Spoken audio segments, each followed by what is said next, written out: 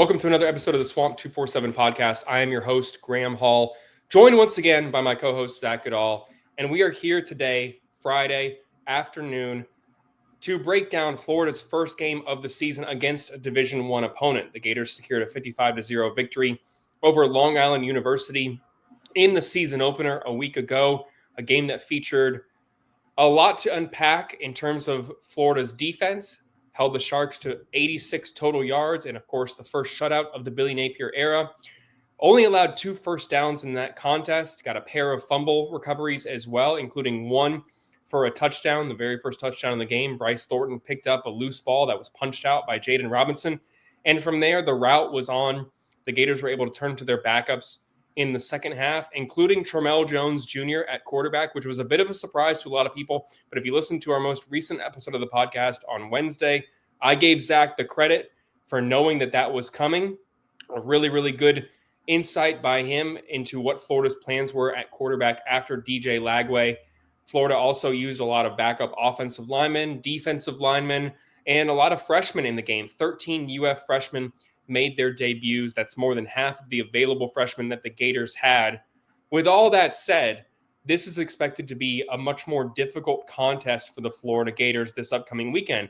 They're facing a USF team that secured an impressive victory against Boise State in week 1. They also have had 2 additional days of rest, having played on that Thursday rather than on Saturday. So that has given them more time to prepare for Florida, to watch the Florida-Long Island game, and get, like I said, a couple extra days of rest heading into a big marquee matchup for the Bulls program this Saturday.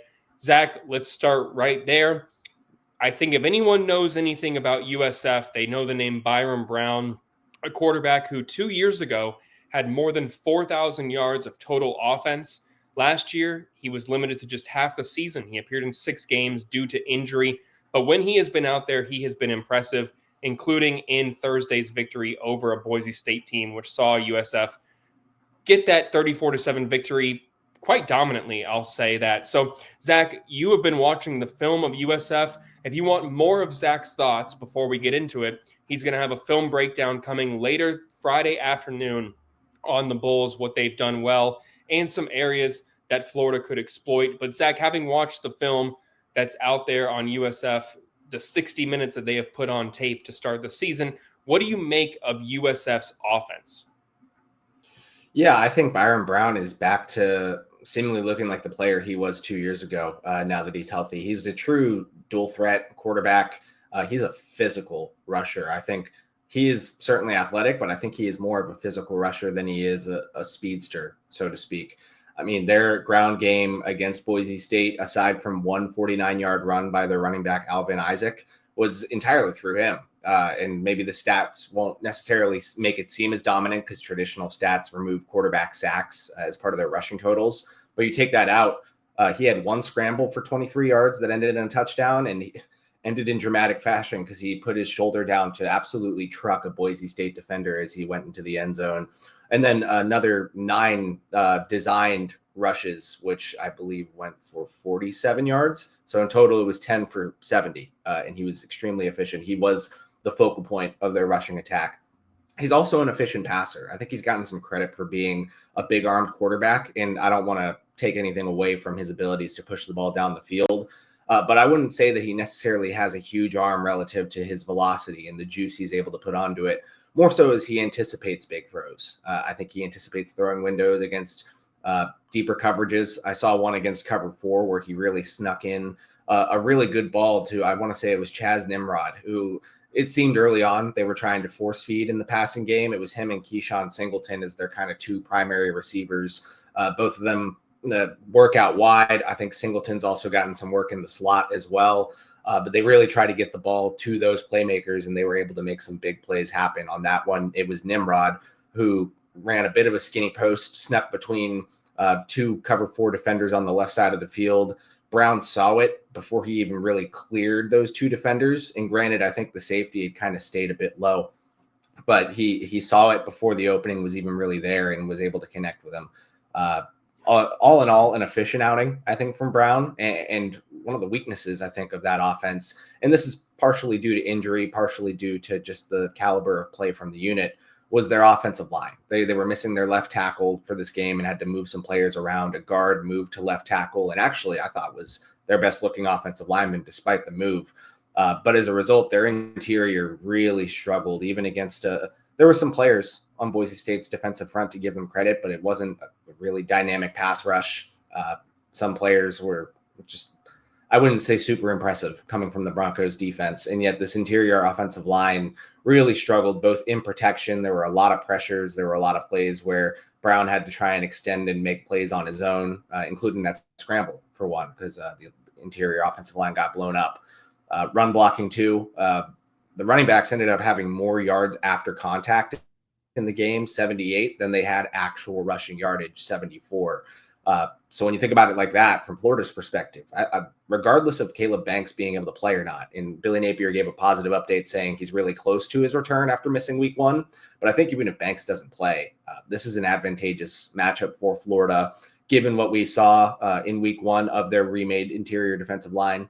There was a lot of flashes, a lot of promising play.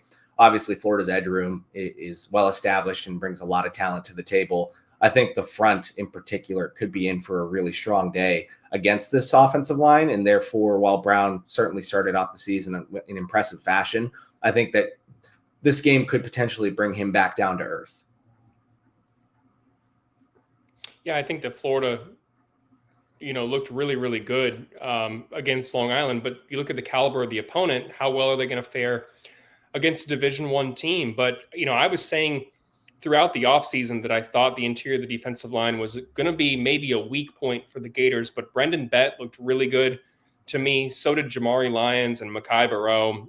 And even if, they can't get Banks back, I think those guys are going to have a pretty good matchup with Florida, USF's interior of the offensive line. So that is absolutely something I'm looking for. But like Billy Napier mentioned repeatedly throughout this week, it's the unexpected, the unannounced plays, I believe was the terminology he used when it comes to Byron Brown.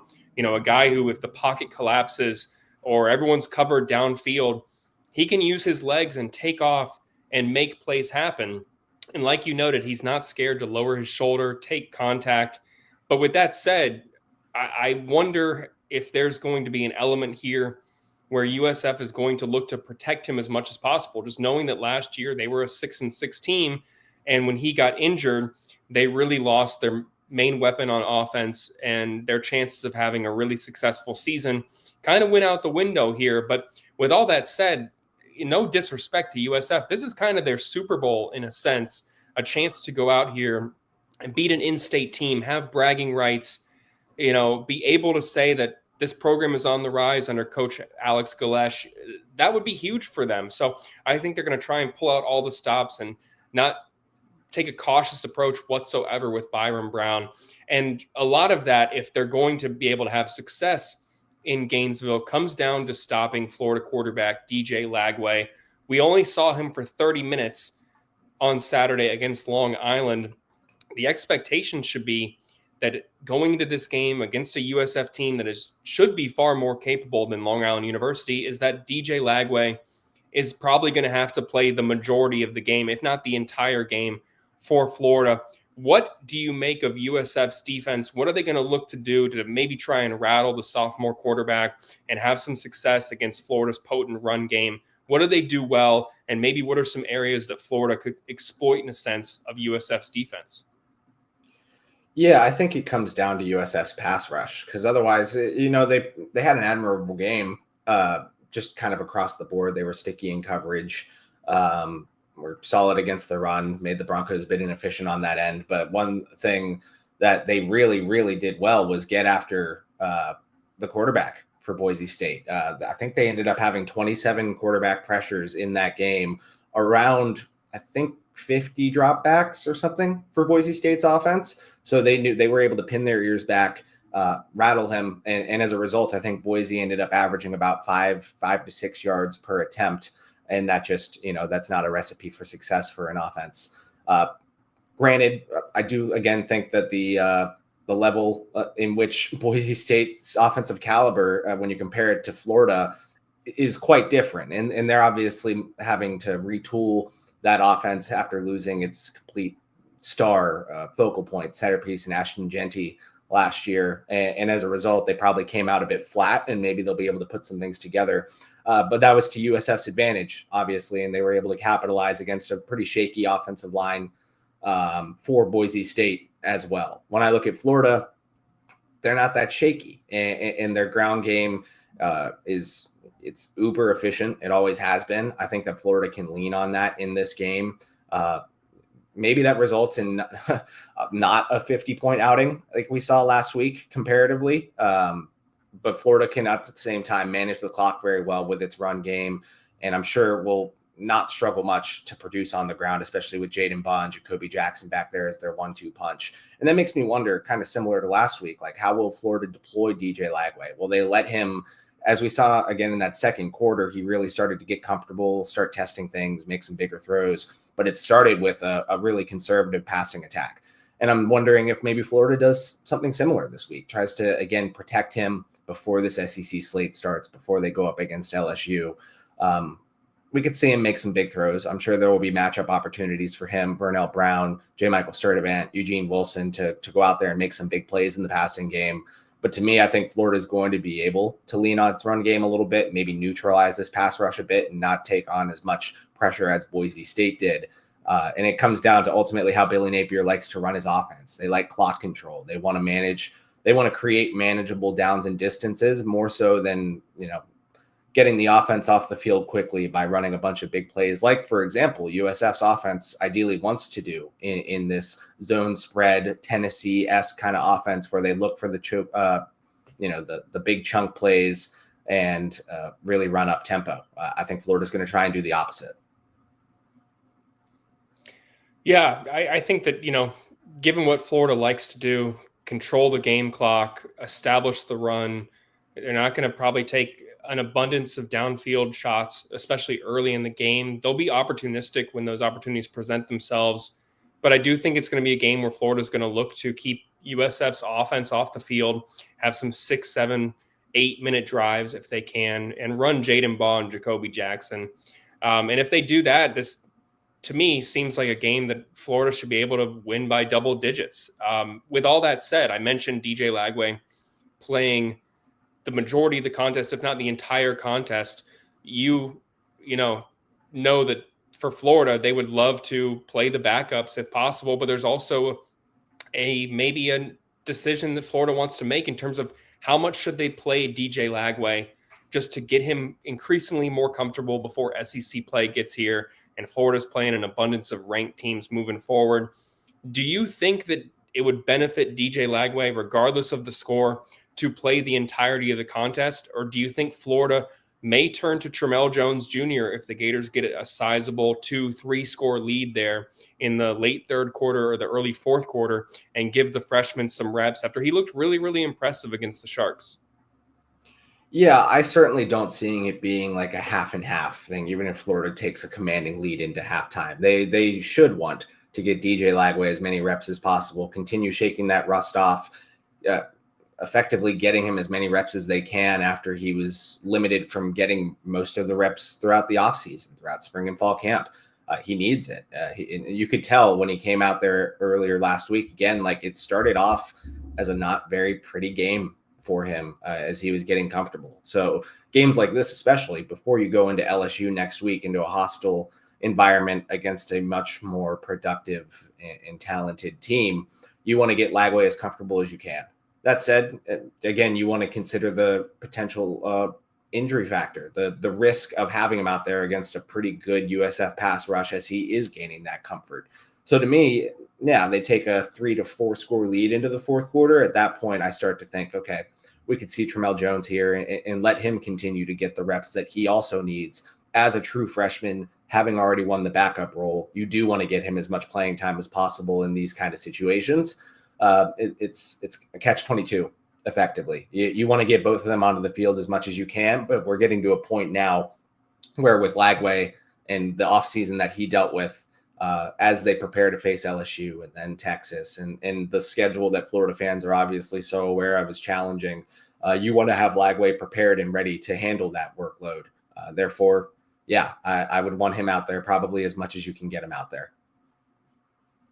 Yeah, I'm with you. And that kind of is an unfortunate, situation for a guy like Tramell Jones where, DJ Lagway's injury also impacts him in a sense where if DJ had gone through the entire, and not to put this on DJ or guilt trip the guy in any way, I know he's not paying attention to what the media is saying, but when you have your starting quarterback miss so much development time, you're now in a situation where you want to get them as much playing time against, no offense to USF and Long Island, but inferior opponents in comparison to the rest of Florida's schedule. So in a normal situation, if you had played, the entire spring camp and competed throughout fall camp, if you're DJ Lagway, this could be a game where if Florida gets up by 21 points midway through the third quarter, they turn to the freshman quarterback and get him that experience in a game, even if you are going to redshirt Tramell, which if DJ stays healthy, that's probably what ends up happening is Tramell Jones gets in a couple of games, plays the 4 games, and then redshirts, just knowing that it will benefit him down the line. But now you have a situation where your starting quarterback could benefit from getting extra reps, even if the score is out of reach in a sense. So it's unfortunate in that regard too. It impacts Jones. I do think that Florida will look to play DJ Lagway as much as possible, regardless of the score there in the third or fourth quarter. Billy Napier kind of already insinuated that would be the case when he said the majority of Tramell Jones's, progress would be made in practice. And now that doesn't mean he won't get into the game, but he probably is a guy who is not going to take a ton of reps moving forward unless Florida has a 30-point lead and it's late in the season. Maybe he's playing against Mississippi State or Kentucky, but we're not there yet. DJ Lagway still needs to get more comfortable, and that would benefit Florida and him to play him as much as possible in my mind. With all that said, we dropped our predictions over at Swamp247 earlier today. Zach, go ahead and let the people know how you see this one shaking out. Yeah, when we did our game-by-game predictions before the season started, I had it 34-17. I've not changed it much since then, other than I have dropped a score for USF. I've now got it 34-14. And granted, it's only a field goal, but that's a scoring drive. And to me, again, I think that largely comes down to this interior offensive line and what I believe Florida's defensive front will be able to do, considering how seemingly advantageous that matchup is for Florida. And Byron Brown will have his plays. I'm not trying to discredit that. I think that he should be able to come out, run over a little bit, and make some plays with both his feet and his arm as well. That said, I don't know. It was a very impressive win to watch them on TV when that game was going down on Thursday. But having gone back and watched it again with the all-22 angle that we have access to, I still see it as, again, no disrespect to USF, as you put it, but Florida's the more talented team. And even this offense, as dynamic as it did seem against Boise State, I'm not sure it's going to hold up nearly as well going up against the defense that, granted, have to consider Florida pitched that shutout against an FCS school. It's still like 2 first downs in a game, fewer than 100 yards, 1.2 yards per rush. Florida did its job defensively pretty much perfectly in that game, and I'm sure that they're going to be able to pick up where they left off, even against a slightly, even drastically better opponent, but still not one of the caliber that they're going to be seeing as we move down the line in this season. So I'm taking Florida 34-14. The more I've thought about it, I've wondered if Boise State is just that bad in a sense. It's the first game. Both teams are going to deal with rust, but they lost their best weapon from a year ago. They could just be bad rather than, I don't want to discredit USF whatsoever, but I'm with you. I agree that it was more, an expose of Boise State necessarily than this USF team could be a dangerous one. I think a lot of voters leaned that way by not putting USF into the AP top 25. You have a team up, out west that gets a ranked win against Alabama and they jump up in the AP poll. USF didn't get the same thing, even though they beat a ranked team as well. They're still, getting votes. I think they're 30th in the poll. I know that Byron Brown is a good quarterback. I think he's going to have success against Florida's defense early before Florida adjusts and settles in. He's going to make a few plays with his legs, but I think Florida is going to get a couple of takeaways. I think they're going to intercept him more than once in this contest. I think Florida is going to adjust and get a sizable win. I did adjust my score as well when we did our season predictions. I accounted a little bit for not USF's prowess necessarily, but the slow start that the Gators had against the Sharks, and just know what we know about Florida under Billy Napier. Not going to be a team that is going to be, up tempo, look to air it out a ton. They're going to manage the clock. I adjusted my initial score of 38-20 to 35-20. So if you're keeping track at home, I don't think Florida covers that 17.5 point spread. And I got them right there on the money with the over-under at 55.5. I got them with 55 points in the game. So it's going to be intriguing in that department as well. But that's going to do it for this episode of the Swamp247 Podcast. We will be back next week to break down Florida's contest against USF, as well as have a preview of arguably the most anticipated game on Florida's schedule, the night game in Baton Rouge next Saturday against an LSU team that looked really, really good against Clemson in the season opener. Zach will be out there for us covering the game. I'll obviously be on the message boards as well, paying attention during this game because it's going to be a huge one, a real barometer, a real good gauge of both teams. Florida's first road game of the season and first SEC game of the season. But first, Florida has to take care of business against the Bulls on Saturday afternoon. Again, that's going to do it for us. For Zach Goodall, I'm Graham Hall, and we'll see you next time.